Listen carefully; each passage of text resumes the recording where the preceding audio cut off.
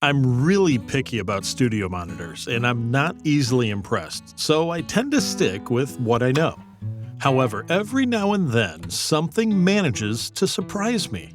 Today, I'll be doing a quick unboxing and review of the new ADAM Audio A7V active near-field studio monitors.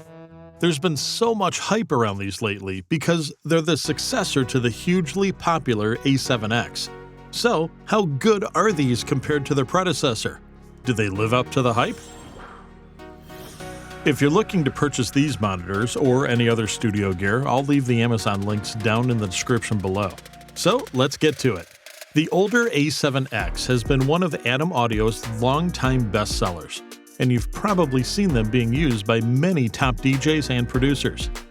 With the new A-series, they've taken it a step further.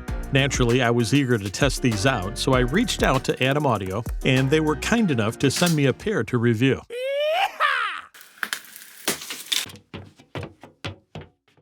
In the box, you'll find the usual accessories, a power cord and a manual, as well as warranty information.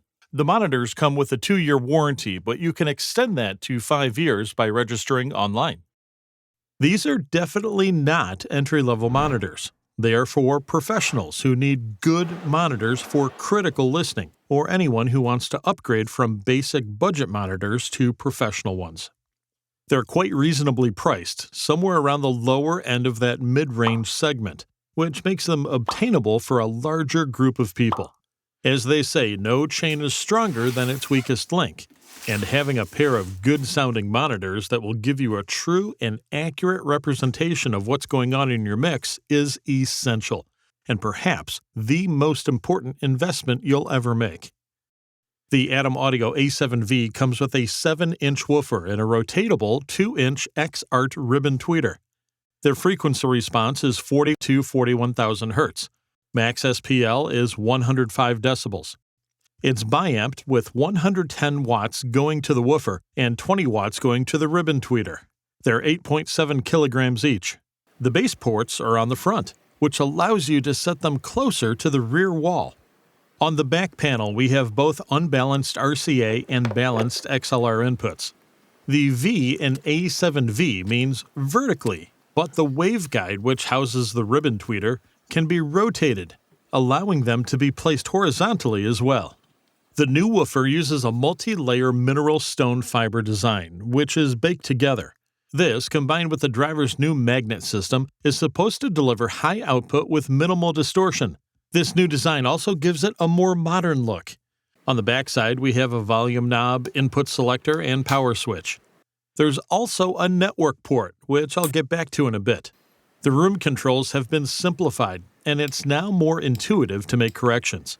You can adjust for bass buildup, desk, or comb filtering, which is basically reflections from your desk, as well as presence and treble.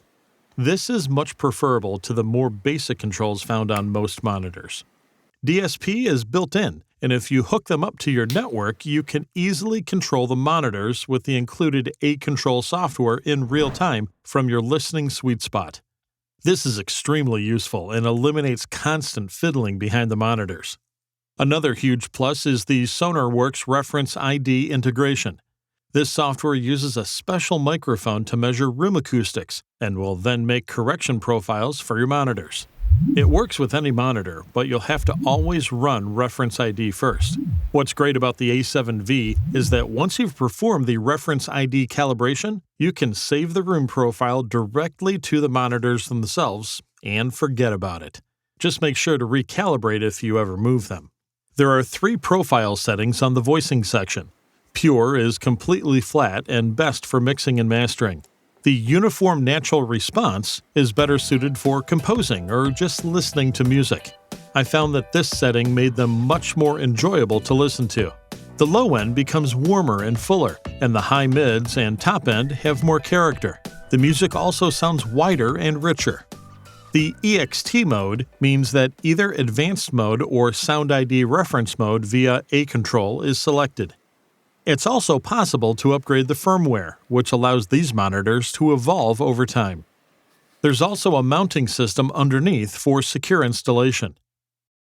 Monitors can sound a bit strained until they're properly burned in, But these sound amazing right out of the box, which took me by surprise.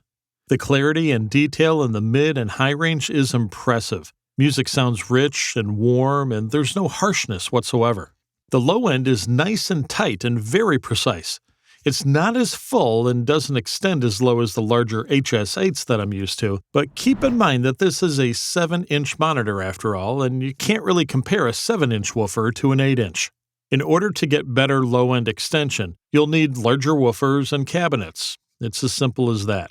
That would also affect the crossover frequency, so while you tend to get better low-end response with larger woofers, you'll also get diminished clarity and control in the mid-range. When I tested the larger T8Vs, for example, I felt that they became just a little bit strained around that crossover frequency. That's not the case here. When dealing with two-way monitors, I think that 7-inch woofers offer a good compromise between low-end response and mid-range clarity. If you want both, then you're looking at something like the pricier A8H, which is a 3-way monitor.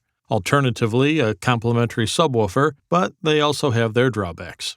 I've tested many monitors, and there's always subtle differences and nuances, but rarely have I been so impressed by the rich detail and accuracy as I was with the A7V. And at the same time, there's absolutely no harshness or distortion. Even at higher volume, the clarity is just astounding. You simply hear things you didn't even realize were there before, and I felt compelled to call some friends of mine and ask them to come over and have a listen for themselves. Compared to ADAM Audio's budget monitors, the T-Series, I think these sound much more balanced. Vocals sound natural and detailed, while drums and percussion are punchy and well-defined. I've only listened to the older A7X once, but I don't remember them being this good. The high-end precision and clarity here is no doubt attributed to that X-Art ribbon tweeter. A ribbon tweeter has a larger surface area, and it's supposed to introduce less distortion than a typical dome tweeter. This should enable you to mix longer without getting ear fatigue. One of the advantages with ribbon tweeters is that they have a very fast transient response due to the low moving mass, and evenly spread drive over the whole surface. Dome tweeters, on the other hand, have a much larger mass and are therefore more difficult to control, which can, in some cases, cause unwanted resonance. That said, there are some disadvantages too with ribbon tweeters. They are expensive to make, and unlike dome tweeters, they generally don't respond well in their low frequency limits. The X-Art ribbon tweeter found in the A-series is handmade in Germany, and is a whole other beast than the Chinese-made UART ribbon tweeter found in the T-series. Here are the pros and cons. All in all, it's hard to find anything really negative here. I was pleasantly surprised by the rich detail and clarity they offered. The low end is precise and punchy, and I was rather amazed when I listened to these for the first time. Ideally, I prefer a better low-end extension. But then again, in all fairness, it is a 7-inch woofer after all, and there's a limit to how much low-end you can get from a 7-inch woofer. Besides, my studio is probably also too big. The low end is still punchy, well-defined, and controlled though, and all in all, the many pros more than outweigh the minor cons here. Quite frankly, I think these are the best 7-inch monitors I've ever tested, so I have no problem recommending these. They are particularly well-suited for critical listening in medium-sized rooms and for people who produce or mix over longer periods of time. Even though I'm used to 8-inch monitors with more low-end, I am seriously consider keeping these. So if you subscribe to the channel and notice these staying in my studio, well, then that's telling you something, isn't it? If you'd like to check out the A7Vs, you'll find the Amazon link in the description and pinned comment below. If you found this helpful, then consider subscribing and liking this video. Thanks for watching.